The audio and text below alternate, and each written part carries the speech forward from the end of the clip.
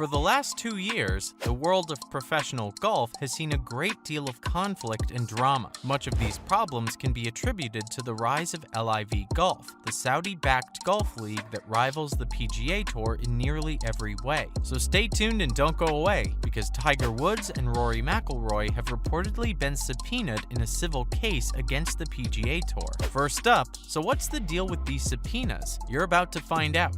Larry Klayman is a lawyer representing Patrick Reed in a defamation lawsuit against the Golf Channel and Brandel Chambly. Klayman owns a website called Freedom Watch, and he recently posted a statement on his website explaining why he intends to subpoena Woods and McIlroy in the civil rights case against the PGA Tour. According to the statement, Klayman gave Palm Beach County, Florida courts legal notice that he intended to subpoena the golf stars for depositions in response to the players-only meeting that was held in the weeks leading up to the BMW Championship in Wilmington, Delaware on August 16th. The statement said Woods is subpoenaed for deposition on September 21st, with McIlroy set to be deposed the following day. Both depositions will take place in Woods and McIlroy's current hometown of Jupiter, Florida. For those of you who may not be familiar with the legal definition of a deposition, it's fairly simple. A deposition is a testimony taken down in writing under oath, and often in a court of law. So in other words, Woods and McIlroy are legally obligated to tell the truth while being deposed. If one or both of them were to lie, they could be charged with perjury, a criminal offense, and face possible jail terms.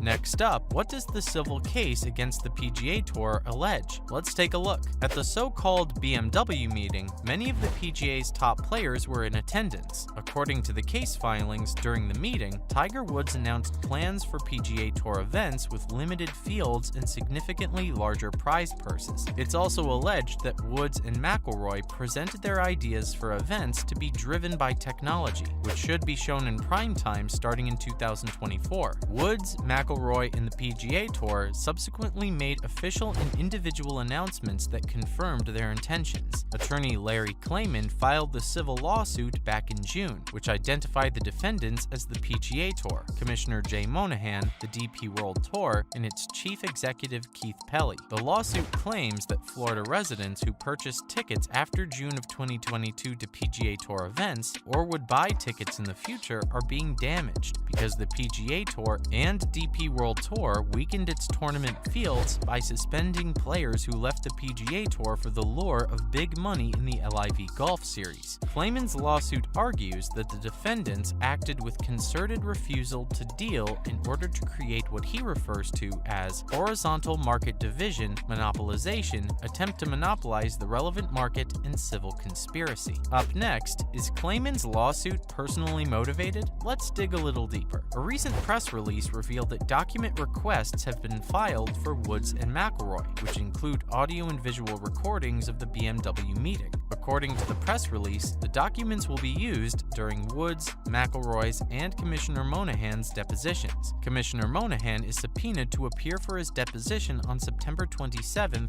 2022. Klayman said, "This is not a personal thing against Woods, McIlroy, and Monahan. It's about getting information about what occurred at the players' meeting, and generally with regard to allegations in our complaint with the PGA Tour, the DP World Tour, and their commissioners, Jay Monahan and Keith Pelley, are allegedly colluding in restraint of trade in the antitrust laws to harm the LIV Golf Tour and its players." Klayman went on to discuss changes that the PGA made in its tournaments the very same day of his press release. The charges include further increasing the PGA's prize purses and guaranteed attendance payments for top players, a clear attempt by the PGA to emulate the LIV Golf Series. The PGA has also doubled down on its continued efforts to allegedly harm LIV and its players with so-called anti-competitive acts designed to deny rebel players their world ranking points to compete in major tournaments, including the Masters, the US Open, and the British Open and PGA Championships. Some have even started to call the PGA Tour LIV Light, a moniker that I'm sure the PGA Tour isn't happy with. Stay tuned and don't go away, because we're revealing the latest golf news. Next up, who are the latest players to flock to the LIV Golf Series? series? You're about to find out. In a big blow to the PGA Tour, Aussie golf sensation Cameron Smith is among 6 PGA Tour players leaving to join LIV Golf, in what has been dubbed as a massive blow to the PGA Tour. Smith, a recent British Open champion, will be joined by Joaquin Niemann. The latest LIV Golf event will be held in Boston. Many PGA fans see Smith as a traitor because ever since he won the British Open, he has reportedly dodged questions about whether or not he'd be heading to LIV. LIV boss Greg Norman now has his first player from the top 10 in the world. 29-year-old Smith rose to number 2 in the world rankings after winning at St. Andrews. Had Smith not crossed over to LIV, he could have reached the number 1 spot with a victory at the start of the FedEx Cup playoffs. But now, Smith's chance of attaining the number 1 spot is gone because LIV golf players do not receive world ranking points. The LIV series is trying to change that though, and filed an application back in July. Meanwhile, the PGA Tour is actively suspending its members the instant they begin to play at any LIV golf events. Other players to abandon the PGA ship include Aussie Mark Leishman, a 6-time PGA Tour winner, and the Americans Harold Varner III and Cameron Tringali. India's Anirban Lahiri has also made the jump to LIV Golf. Up next, how long will LIV Golf Rebels have to wait for a decision over their futures in the DP World Tour? Let's find out.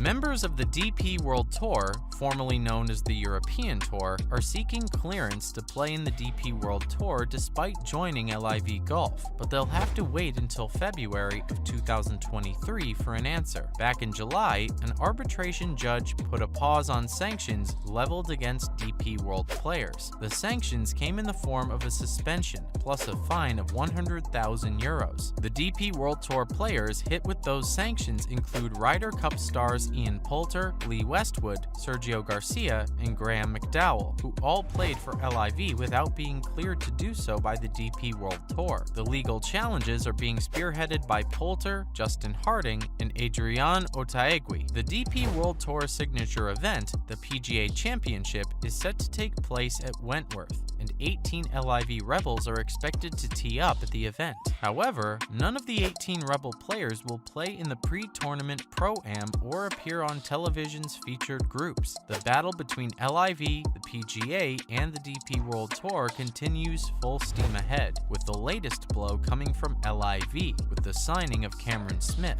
Nobody knows what will happen next, but what we do know is that everyone is watching closely. Next up, is the PGA Tour only catering to its top players? Let's have a look. After the PGA Tour announced the changes that emulate LIV, we learned that changes to the schedule and structure of the PGA Tour are supposed to take effect next season. Rising star Cameron Young expressed his happiness with the new changes and maintains his commitment to the PGA Tour. But not everyone is happy. In a recent interview, James Hahn admitted to casting the only dissenting vote on the proposed changes in his capacity as a voting member of the PGA Tour's policy board. Even though Hahn was the only dissenting voter, he is entirely dissatisfied with the new changes. Hahn said, "We all want the same thing, what's best for the tour, but we have different ideas of how to get there. Right now, it seems like they're catering to the top players in the world." The new structure for the PGA Tour next season will see the top players redefined by a new player impact program. The top players are those who have all committed to a 20-event schedule. 12 of those events include the PGA Tour's so-called elevated events, with prize purses between $15 and $25 million.